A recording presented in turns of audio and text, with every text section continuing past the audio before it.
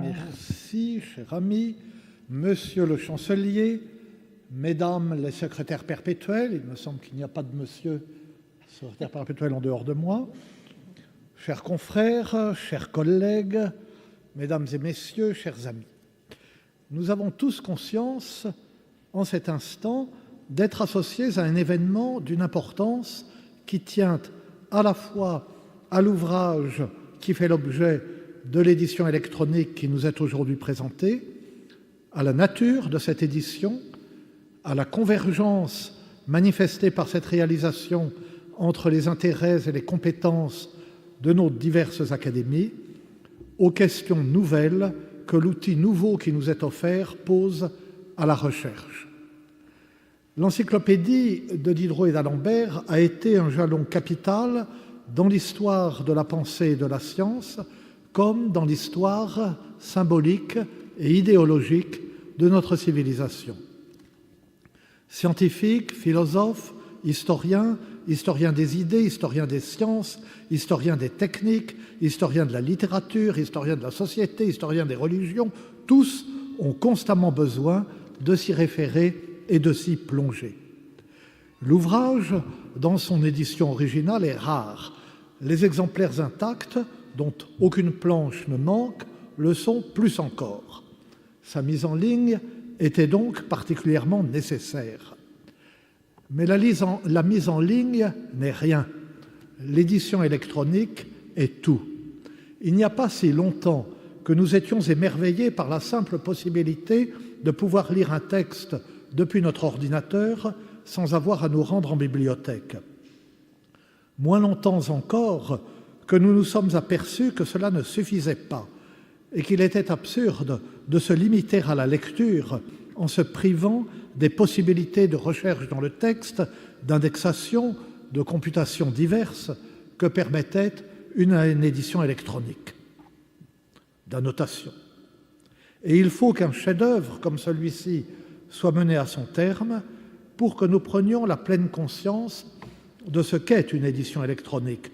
Non pas la simple version électronique d'un livre imprimé représenté par le court avenant au contrat d'édition que nous signons sans le lire, mais un tout autre ouvrage, presque sans rapport par sa présentation, son utilisation et ses possibilités avec le livre imprimé, et à propos duquel nous ne continuons à employer le même vocabulaire que par habitude et par commodité, sans toujours nous rendre compte que la transposition de ce vocabulaire dans un univers si différent le rend métaphorique, alors qu'il nous est si familier. Cette mutation a des conséquences considérables sur la nature de la recherche dans les disciplines littéraires au sens très large et très englobant du terme, dans les Geisteswissenschaften. Nous abordons le problème en nous précipitant sur ce que nous appelons désormais les humanités numériques. Je ne suis pas certain que nous l'abordions bien, ni que la formule soit heureuse.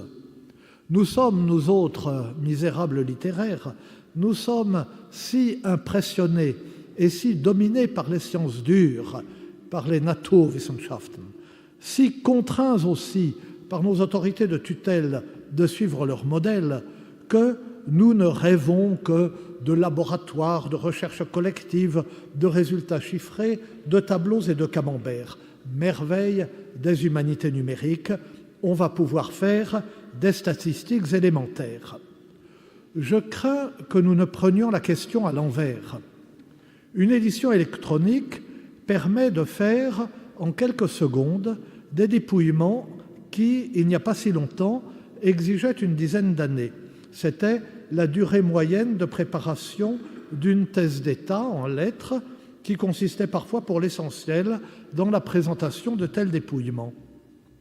Les réussites majeures de l'édition électronique, comme celles que nous avons sous les yeux, devraient au contraire nous permettre de nous décharger sur la bonne fée numérique d'un certain nombre de tâches préparatoires et de nous laisser du temps pour penser, pour sentir, pour écrire d'une main légère et non avec les pieds, pour nous approcher ainsi de l'empirée des écrivains et des créateurs sans renoncer à l'érudition qui fait notre force, mais tout au contraire en l'exploitant avec une efficacité nouvelle.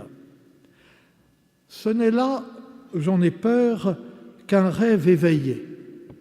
On appelait cela au Moyen-Âge une dore-veille.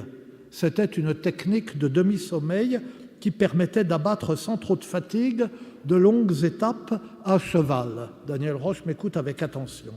Les poètes recherchaient cet état propice à la rêverie amoureuse et le réveil les ramenait à la dure réalité. J'y suis ramené, moi aussi, et je laisse mon silence manifester seul l'admiration et la reconnaissance de l'Académie des inscriptions et belles-lettres pour cette édition dont elle fera son miel. Je vous remercie.